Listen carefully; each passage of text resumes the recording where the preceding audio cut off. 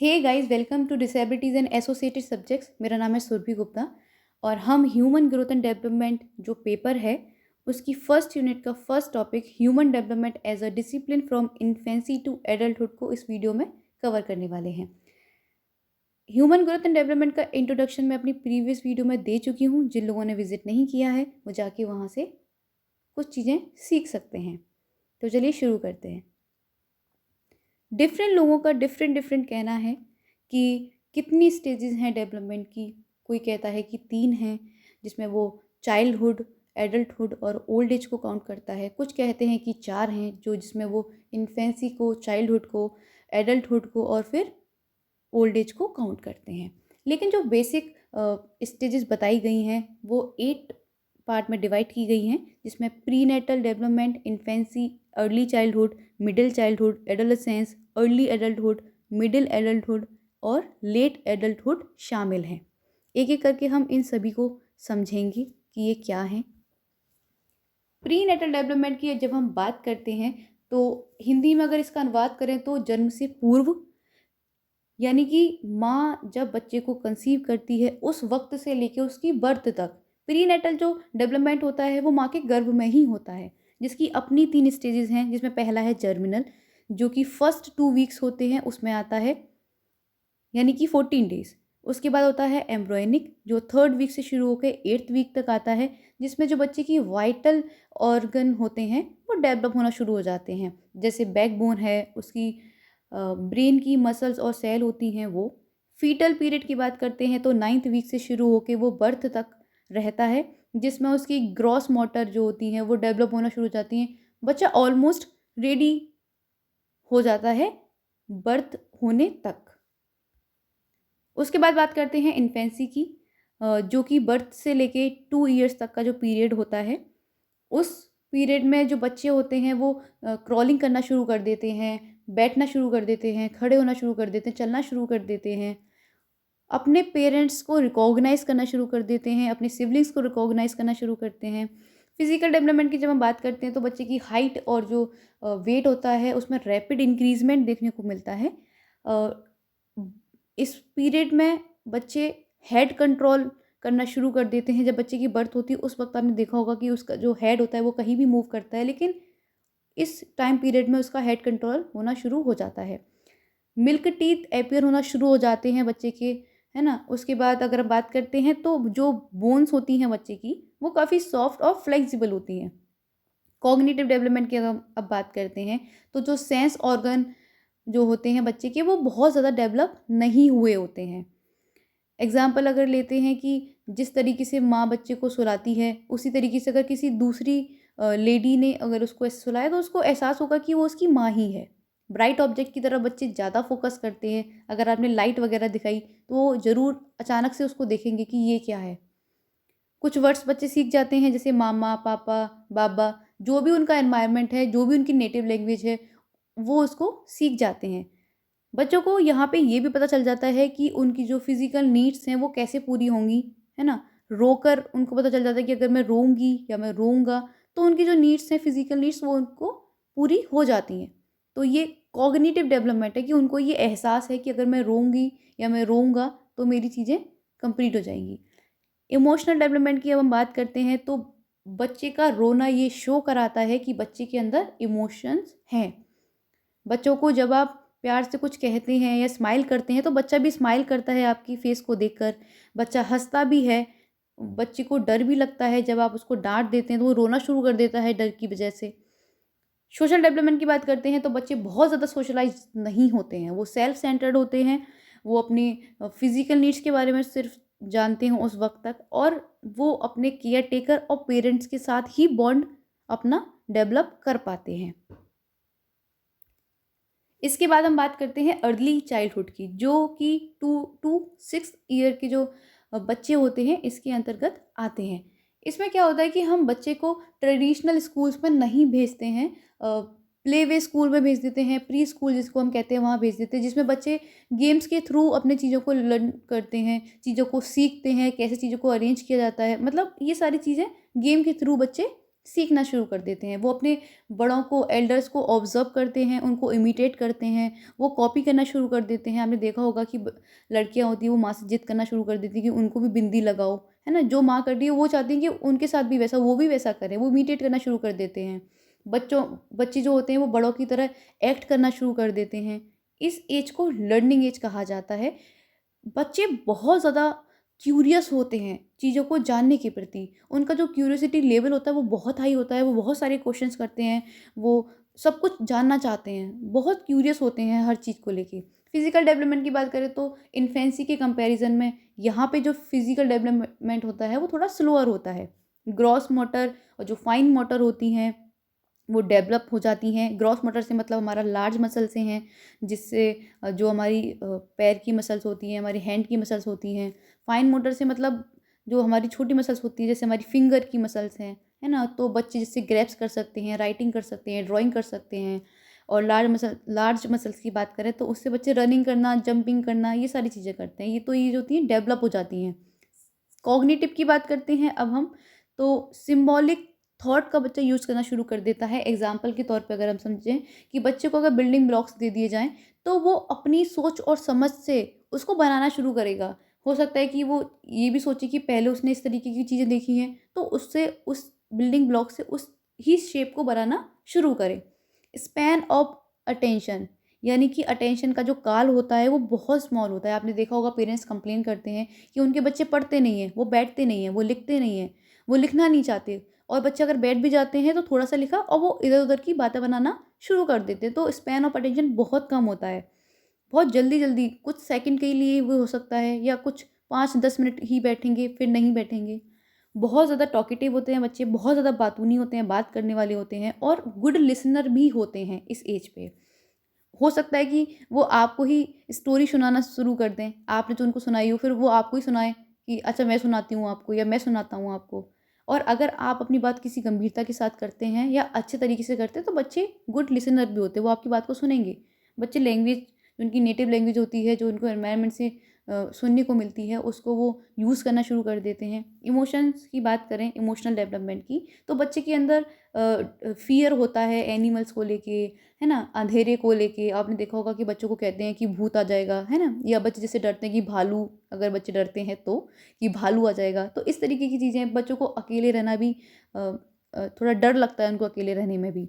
Jealousy factor उनके अंदर होता है सिबलिंग्स को लेके, या फिर जो उनके कलीग होते हैं उनको लेकर के। अगर मान लीजिए आपके पेरेंट्स ने झूठ से ही कर दिया कि आप उनके सिबलिंग्स को प्यार कर दिया, तो उनको जेलसी होती है कि इसके साथ ऐसा क्यों? हो सकता है कि वो मारना भी शुरू कर दे उसको, आपने देखा भी होगा। ईगोसेंट्रिक होते हैं बच्चे, अपने अपनी चीज़ों को लेके बहुत ज़्यादा ईगोसेंट्रिक होते हैं। अगर उनके टॉयज़ को या उनकी किसी भी चीज़ को अगर किसी और को दिया जाएगा तो बहुत एग्रेसिव भी हो जाते हैं वो। एनिमिज़्म बच्चों के अंदर पाया जाता है, जैसे कि वो नॉन लिविंग जो थिंग्स होती हैं उनको लिविंग थिंग मानना शुरू कर देते हैं। जैसे आपने देखा होगा लड़कियां जो होती हैं वो डॉल को खाना खिलाती हैं, उनको सुलाती हैं, उनको नहलाती हैं, तो सारी चीज़ें वो ऐसा करती हैं जैसे कि वो लिविंग थिंग है। सोशल डेवलपमेंट की अगर हम बात करते हैं तो बच्चे के अंदर सेल्फ कॉन्सेप्ट क्रिएट हो जाता है, डेवलप हो जाता है ना? वो समझने लगते हैं फीलिंग्स को, है ना? और जैसे कि अगर आप बहुत मतलब काफ़ी दुखी होकर अगर उनसे अपनी बात कहते हैं, तो बहुत गंभीरता से सुनेंगे। अगर आप रो दिए तो वो आपको चुप भी कराएँगे, है ना? तो ये फीलिंग्स क्रिएट हो जाती हैं, वो रोना, फीलिंग्स जो होती है ना वो उनके अंदर समझदारी आ जाती है फीलिंग्स को लेके, है ना? एम्पैथी को लेके समझदारी आ जाती है। डिपेंडेंसी उनके अंदर थोड़ा रिड्यूस होती है पेरेंट्स से, है ना? और वो रिलेशन बनाना शुरू कर देते हैं अपने कलीग से, फ्रेंडों के साथ थोड़ा बहुत खेलना भी शुरू कर देते हैं। तो ये प्राइमरी स्टेज होती है सोशलाइज़ेशन की। इसके बाद अगर हम बात करें मिडिल चाइल्डहुड की, तो इसको हम एलिमेंट्री स्कूल एज भी कहते हैं। इस एज में हम बच्चे को ट्रेडिशनल स्कूल्स में भेजना शुरू करते हैं, यानी कि 6 टू 11 ईयर्स की जो एज होती है वो उनको ट्रेडिशनल स्कूल में भेजने की एज हो जाती है। इसमें जो बच्चे इस उम्र में जो भी चीज़ सीखते हैं वो बहुत मैटर करती है उनकी आने वाली लाइफ में। वो काफ़ी अटेंटिव होते हैं उन चीज़ों को लेकर जो इस उम्र में वो सीखते हैं। अटेंशन उनकी इंक्रीज़ होती है, उनका कंसंट्रेशन इंक्रीज़ होता है, स्पैन ऑफ अटेंशन इंक्रीज़ होता है। क्रिएटिव पोटेंशियल बिगिन हो जाता है, उनका जो रचनात्मक जो उनका पोटेंशियल होता है वो शुरू हो जाता है। पीयर ग्रुप के साथ वो टाइम स्पेंड करना ज़्यादा पसंद करते हैं इन कंपैरिजन टू पेरेंट्स। मतलब पेरेंट्स के साथ करते हैं बट उनको पीयर्स के साथ काफ़ी अच्छा लगने लगता है, वो टाइम स्पेंड करते हैं। फिजिकल डेवलपमेंट की बात करते हैं यहाँ पे, तो उनका जो फिजिकल ग्रोथ होती है वो स्लो हो जाती है, होती है लेकिन स्लो होती है। हाइट और वेट पर फ़र्क पड़ता है कि बच्चे न्यूट्रिशन कैसा ले रहे हैं। इस वक़्त अगर बच्चे ने न्यूट्रिशन अच्छा नहीं लिया तो हो सकता है कि उनकी जो उनकी ग्रोथ है उसको अफ़ेक्ट करे, जो उनका डेवलपमेंट है उसको अफ़ेक्ट करे, बच्चे की हाइट ना बढ़े या कम रह जाए, या इस तरीके की चीज़ें सामने आ सकती हैं। बोन्स जो होती हैं वो काफ़ी हार्ड हो जाती हैं, मोटर डेवलपमेंट उनका इंक्रीज़ हो जाता है ना? उसके बाद अगर हम कॉग्निटिव डेवलपमेंट की बात करें तो थिंकिंग, इमेजिनेशन, पावर ऑफ जो मेमोरी होती है, अटेंशन होती है, वो सब चीज़ों में इंक्रीज़मेंट होता है, वो बढ़ने लगती है। मैच्योरिटी लेवल पे थोड़ा-सा आने लगती है पहले के कंपैरिज़न में। इंटेलेक्चुअली बच्चा एक्टिव हो जाता है, वो दिमाग से सोचने लगता है चीज़ों को, वो कॉन्सेप्ट डेवलप करने लगता है। जब वो लोगों से मिलता है, तरीके के लोगों से मिलता है, तो उसके अंदर स्कीमा बनना शुरू हो जाते हैं। लोगों को लेकर या कॉन्सेप्ट एक डेवलप हो जाता है लोगों से मिलकर। क्रिएटिव डेवलपमेंट होना शुरू हो जाता है उसके अंदर, जैसे कि गेम्स के प्रति वो काफ़ी एक्टिव रहता है, क्राफ्ट बनाना और इनोवेटिव चीज़ों को करने में बहुत ज़्यादा वो क्यूरियस होता है। रोड पावर भी डेवलप हो जाती है इस वक्त बच्चों की। सोशल डेवलपमेंट की अब अगर हम बात करते हैं, पहले इमोशनल की बात करें तो एक्सप्रेशन ऑफ फीलिंग्स आ जाती है उनके अंदर, वो अपनी फीलिंग्स को एक्सप्रेस करना शुरू कर देते हैं। एंजाइटी आ जाती है उनके अंदर, और वो जो वर्ल्ड होता है उसको समझने के लिए इतने ज़्यादा इंगेज हो जाते हैं वर्ल्ड से, लोगों से चीज़ों को करने में, कि जो उनकी पर्सनल जो इश्यूज़ होते हैं, पर्सनल प्रॉब्लम होती हैं, या घर में कोई डांट रहा है या कोई चिल्ला रहा है आपके एक्टिविटीज़ को लेकिन उनको तो इतना फ़र्क नहीं पड़ता उस चीज़ से। वो उसको इग्नोर करते हैं, ध्यान ही नहीं देते। वो अपना एक्सटर्नल वर्ल्ड को जानने के लिए जानने में इतने बिज़ी हो जाते हैं। उसके बाद हम बात करते हैं सोशल सोशल डेवलपमेंट की बात करते हैं, तो ग्रुप वर्क करना बच्चे सीखते हैं कि दूसरों के साथ रहकर कैसे काम किया जाएगा। गैंग एज भी हम इसको कहते हैं। इसके बाद आता है एडोलोसेंस, जो कि 12 से 18 साल की उम्र होती है, जिसको हम मेंस्ट्रुएशन स्टेज भी कहते हैं। इस स्टेज को स्ट्रेस और स्टॉर्म का काल कहा जाता है। Stage of stress and storm, तनाव और तूफान की स्टेज कहा जाता है, अवस्था कहा जाता है। ये बहुत सबसे ज़्यादा मोस्ट क्रिटिकल फेज़ होता है लाइफ का, है ना? इसमें बच्चों को एडजस्टमेंट करने में प्रॉब्लम आती है ना? वो जो बच्चे होते हैं वो डिपेंडेंसी को मूव करते हैं पेरेंट्स से ऑटोनॉमी की तरफ। फिजिकल डेवलपमेंट की बात करते हैं इसमें, तो जो रैपिड ग्रोथ होती है उनकी हाइट और वेट में, है ना? सेक्सुअल कैरेक्टरिस्टिक्स में बदलाव आते हैं, जैसे कि बॉयज़ की बात करें तो उनकी जो बॉय जो होते हैं उनकी जो वॉइस होती है वो हैवी हो जाती है। ग्रोथ उनकी जो फिजिकल जो पार्ट्स होते हैं, उन फिजिकल जो शेप होती है उसमें बदलाव आना शुरू हो जाते हैं। हेयर ग्रोथ जो जो होते हैं वो शुरू हो जाते हैं। हार्मोनल चेंज शुरू हो जाते हैं। कॉग्निटिव डेवलपमेंट की बात करते हैं यहाँ पे, तो ब्रेन में चेंज होना शुरू हो जाता है। बच्चों की जो कॉन्क्रीट थिंकिंग जो इससे पहले वाली स्टेज में थी, वो अब हमारी एब्स्ट्रैक्ट थिंकिंग में बदलना शुरू हो जाती है। रीजनिंग पावर स्ट्रांग हो जाती है बच्चे की।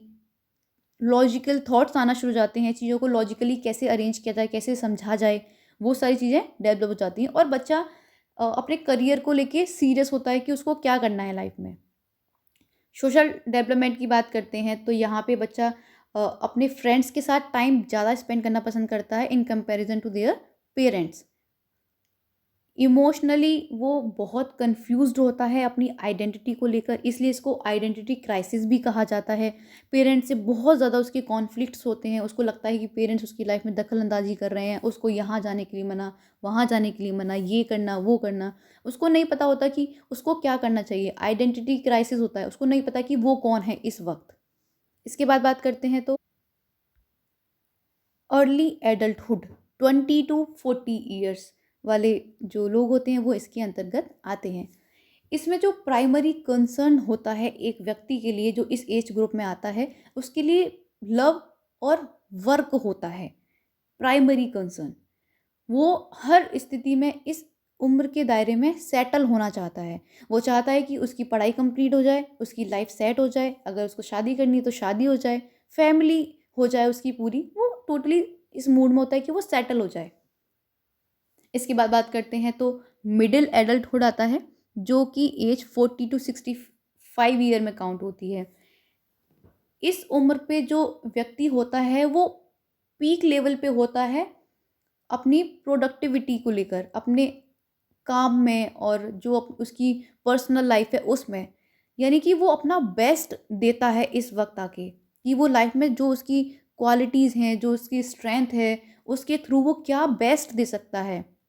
Peak of their productivity in love and work. और इजीली सॉल्यूशंस, जो प्रॉब्लम्स आती हैं उसमें सॉल्यूशंस निकालना, चीज़ों को इजीली सॉल्व करना, कैसे उसको मेंटेन करना है, ये सारी चीज़ें करना। वो ख्याल रखता है अपने पेरेंट्स का भी जो ओल्ड एज की तरफ जा रहे हैं, और अपने बच्चों का भी। सब चीज़ों को मेंटेन करना एक जेंटलमैन की जो स्टेज होती है उसको वो निभाता है। उसके बाद हम बात करते हैं नेक्स्ट लेट एडल्टहुड, जो कि 65 टू ओल्डर होती है। इसमें क्या होता है कि ज़रूरी नहीं है कि जो इसकी एज 65 वो बहुत ज़्यादा बूढ़ा दिखने वाला हो सकता है कि वो ना भी दिखता हो, है ना? और हो सकता है वो बहुत एक्टिव भी हो अपनी चीज़ों को लेकर। लेकिन जो जर्नल एक बात करते हैं तो इसमें क्या होता है कि इस एज में आके जो इंसान होता है उसको हेल्थ प्रॉब्लम आना शुरू हो जाती हैं। वो ये निश्चय कर चुका होता है कि उसके जो कर्तव्य थे वो उसने कर दिए हैं। अब वो चीज़ों को लेके चीज़ों को छोड़ना शुरू करता है और रेस्ट की पोजीशन में जाता है। उसको अपनी जो एक्टिविटी ऑफ डेली लिविंग होती है उनको करने में डिफ़िकल्टीज़ आती है, बिकॉज़ उनकी जो हेल्थ इश्यूज़ हैं उसकी वजह से, हेल्थ प्रॉब्लम है उनको शुरू हो जाती हैं। तो इसी के साथ हम इस वीडियो को ख़त्म करते हैं। If you like the video please share. जय हिंद।